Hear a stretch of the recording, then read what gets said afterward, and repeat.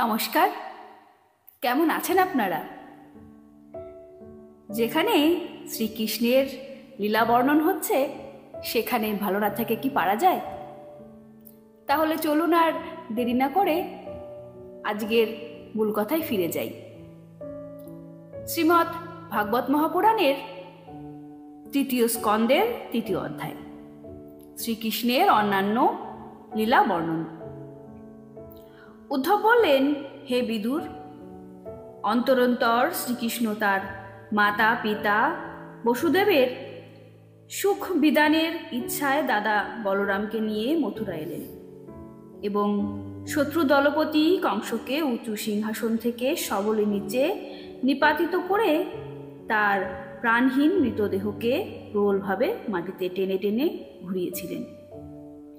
সন্দীপনী মুনির কাছে একবার মাত্র উপদিষ্ট হয়ে স্বরাঙ্গাদির সাথে সমস্ত বেদ অধ্যয়ন করে পাঠ সমাপান্তে পঞ্চজন নামক দৈত্যের উদর বিদারণ করে মুনি মৃতপুত্রকে উদ্ধার করে গুরুদক্ষিণা দিয়েছিলেন।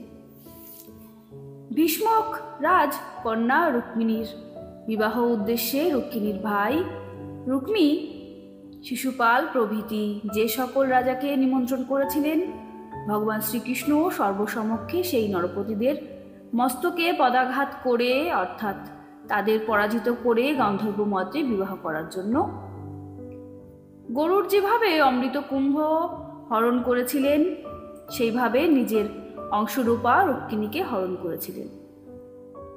স্বয়ংবর সভায় 7টি অবিদ্ধ নাসিক বৃষকে দমন করে নাগনিজিতিকে বিয়ে করেন।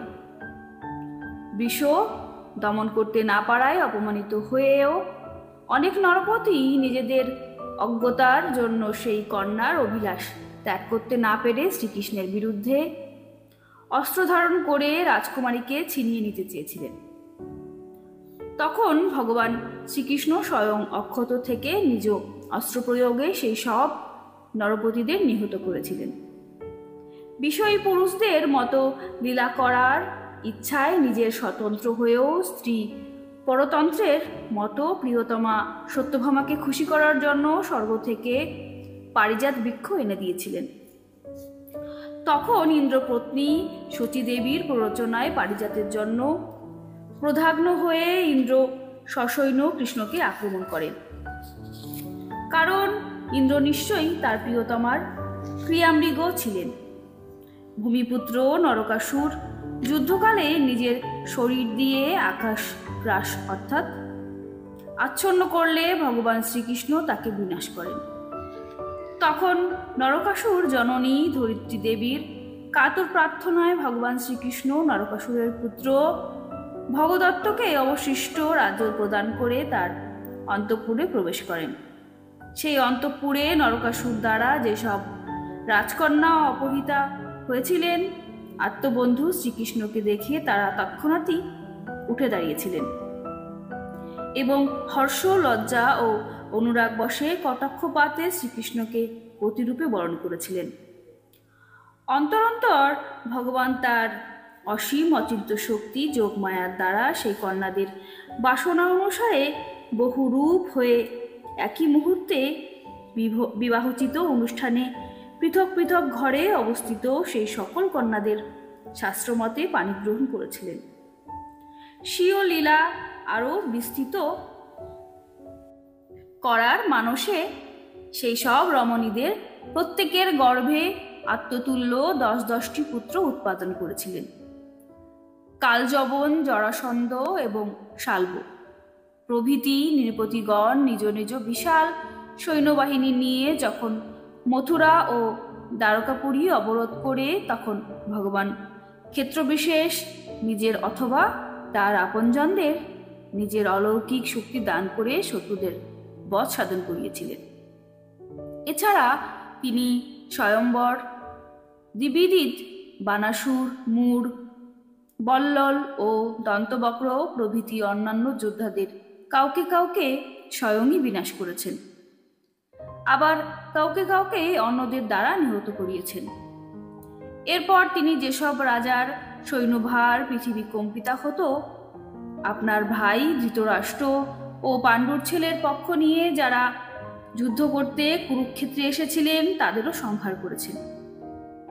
কর্ণ দুঃশাসন এবং শকুনির কুমন্ত্রণায় হতশ্রী ও ক্ষীণায়ু দুর্যোধন যখন ভীমের গদাঘাতে ভগ্নগুরু হয়ে অনুচর বর্গের সঙ্গে ধরাশায়ী হয়ে পড়ে রয়েছে, তা দেখেও ভগবান শ্রীকৃষ্ণ আনন্দ লাভ করতে পারেননি।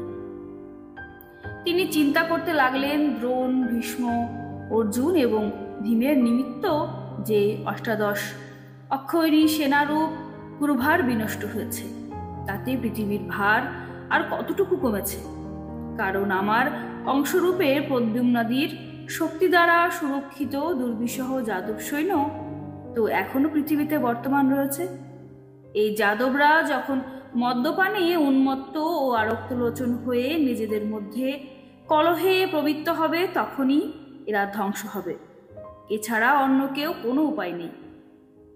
আমি পরমধামে গমনে প্রবৃত্ত হলে এরা নিজেরাই পরস্পর বিবাদ করে অন্তর্হিত হবে, অর্থাৎ শেষ হবে। এইসব চিন্তা করে ভগবান শ্রীকৃষ্ণ যুধিষ্ঠিরকে তার পৈতৃক রাজসিংহাসনের সংস্থাপিত করলেন এবং সৎপুরুষগণের অনুসরণীয় পথ প্রদর্শন করে নিজের আত্মীয় বন্ধুদের আনন্দ বিধান করলেন।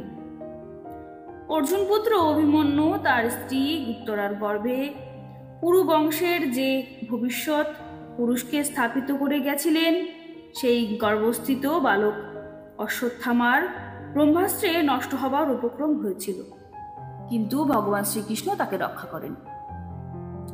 ধর্মনন্দন যুধিষ্ঠিরকে দিয়ে তিনি 3টি অশ্বমেধ যজ্ঞ করিয়েছিলেন। যুধিষ্ঠিরও শ্রীকৃষ্ণের অনুবর্তী হয়ে নিজের ছোট ভাইদের সহায়তায় রাজ্যপালন পূর্বক পরম আনন্দে দিন যাপন করতে থাকলেন। বিশ্বজনের পরমাত্মা স্বরূপ ভগবান শ্রীকৃষ্ণ দ্বারকাপুরীতে অবস্থান করে লোক এবং বেদের মর্যাদা রক্ষা করে আত্ম অনাত্ম বিবেক রূপ সাংখ্যযোগ অবলম্বন করে নিরাসক্ত হয়ে ভোগ্য সকল বস্তু উপভোগ করেছিলেন।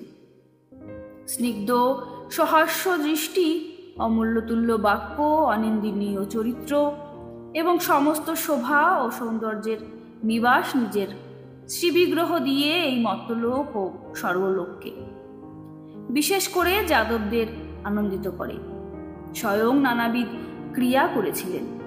আর রাত্রিতে প্রিয়তমাদের সাথে ক্ষণিক অনুরাগ প্রদর্শন করে সমচিত ক্রিয়া করতেন এবং এইভাবে তাদেরও আনন্দ দিয়েছিলেন।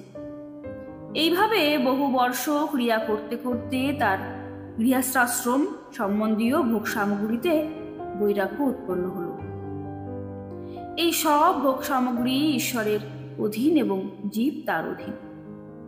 যোগেশ্বর ভগবান শ্রীকৃষ্ণই যখন সেই সবে বৈরাগ্য জন্মালো, তখন ভক্তিযোগ অবলম্বন করে যে ভক্ত তার অনুবর্তী হয়েছে, কামাদিও তার অধিষ্ঠাতা। সেই রকম কোনো ব্যক্তি সকৃত কর্মের ফলস্বরূপ অনিত্য স্ত্রী, পুত্র ও গৃহাদিতে কি বিশ্বাস ও প্রীতি লাভ করতে পারে? একদিন দ্বারকাপুরীতে খেলা করতে করতে যদুবংশীয় এবং ভোজবংশীয় বালকগণ মুনীশ্বরদের ক্রোধের কারণ হয়েছিল। মুনিগণও ভগবানের অভিপ্রায় জানতে পেরে সেই সকল বালককে অভিশাপ দিলেন। এই ঘটনার কিছুদিন পরে মহামায়ায় বিমোহিত হয়ে বিষ্ণু ও ভোজ ও অন্ধক বংশীয় যাদবগণ সহর্ষ চিত্তে রথে চড়ে প্রভাস তীর্থে গমন করলেন। সেই তীর্থজলে স্নান করে সেই জল দিয়ে দেবতা, ঋষি ও পিতৃগণের তর্পণ করে ব্রাহ্মণদের নানা গুণযুক্ত দুগ্ধবর্তী ধেনু প্রদান করলেন। তারা সোনা, রূপা, সজ্জা, বস্ত্র, মৃগচর্ম, কম্বল, পালকি, রথ, হাতি, অলঙ্কৃতা বালিকা এবং জীবিকা যোগী ভূমি আর মধুরাদি রসযুক্ত বহুবিধ অন্ন ভগবানকে নিবেদন করে ব্রাহ্মণদের দান করলেন।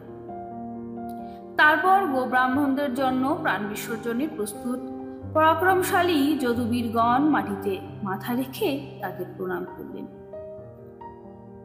শ্রী মহর্ষি বেদব্যাস প্রণীত পারমহংসী সংহিতা শ্রীমদ্ ভাগবত মহাপুরাণের 3য় স্কন্ধের বিদুর উদ্ধব সংবাদের 3য় অধ্যায় এখানেই সমাপন করা হলো।